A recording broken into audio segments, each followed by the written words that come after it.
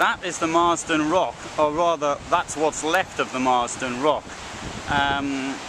It's certainly a part of northeastern folklore, or it was, because it had this rather interesting arch in it. It was much larger and had an arch, and that's what I expected to see. Even a couple of weeks ago, I was filming further up the coast, and I could see the Marsden Rock from here, which actually I don't think I could. I think I could see something else.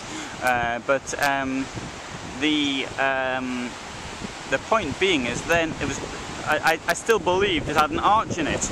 The arch, which was formed by erosion, softer rock, harder rock on the outside, but it collapsed in the winter of 95-96, and in March, I think it was, 96, I looked this up on the internet, on the BBC site, it showed how it was getting blown up, and they blew up the other part of the rock, the stack that was standing up. They've got a stack there next to it, really, a bit further down.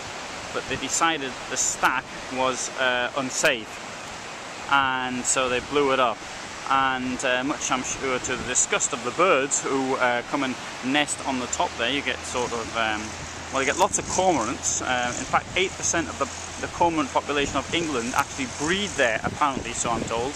I mean, it's hard to believe that in such a small area, a bird which is pretty common. But anyway, that's where they come. So if you're a cormorant, you may as well come here, because you've got a pretty good chance of scoring. Now, could I see it down the coast? This is the question. Could I see the Marsden Rock from up there?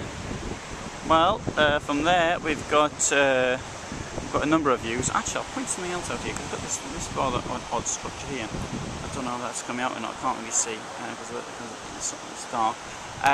There's something called the Camel Hump Island, or the velvet grasses, I think it is.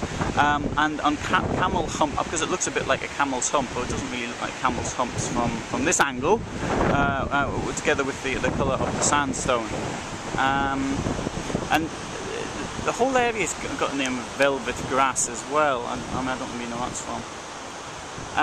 Anyway, looking up the coast, well, we've got North Shields. Well, can't really see it, so you can't see the council flats. So then Tynemouth Prior. We can see as far as Blythe.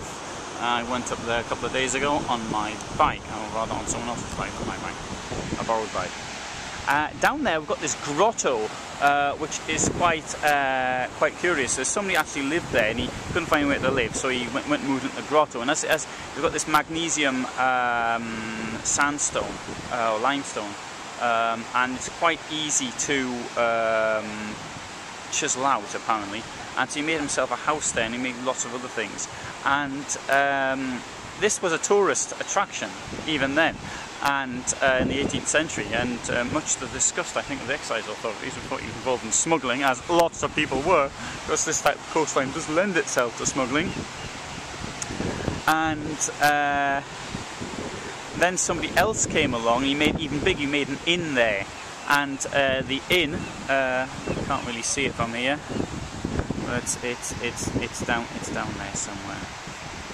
Coming back to the rock and the birds, we've got up there, we'll have Fulmars and Kittiwakes. Kittiwakes seem to be growing in population. See lots and lots of them these days. You can recognise a kittiwake because they've got the ends of its wings are very black, whereas herring gulls, for example, have, oh, they're Fulmars flying past now. Herring gulls have a red beak. And Fulmar, I don't think it's a pretty attractive bird, to be honest. It's got a rather unusual beak, and it's more greyish, I think, than right. Okay. So that's the Marsden Rock. That's what I came here especially to see that. Well, I didn't come to South Shields especially to see the Marsden Rock, but and I knew it had fallen in. But it's sad to see it in that condition. Apparently the postcards still sell it though in its original state with the arch.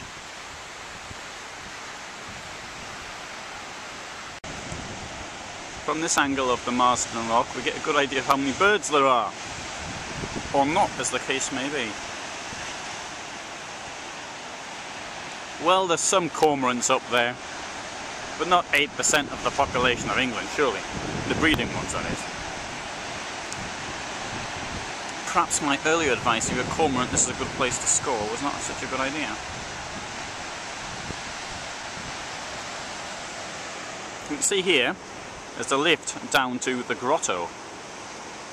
So the tradition of being able to get something to eat and drink, which has existed for 200 years, is still in good form. There's a set of stairs on the back.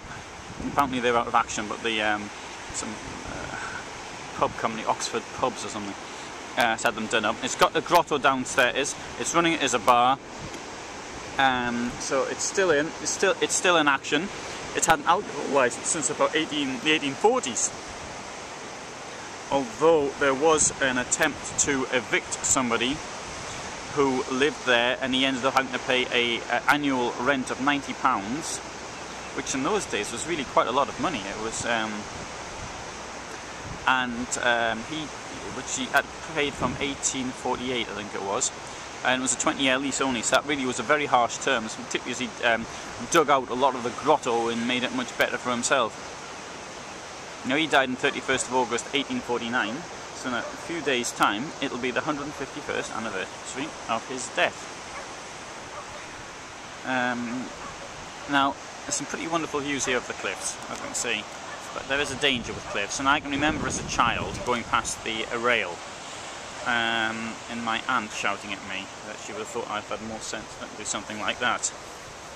And here is a very clear reminder for parents what can happen.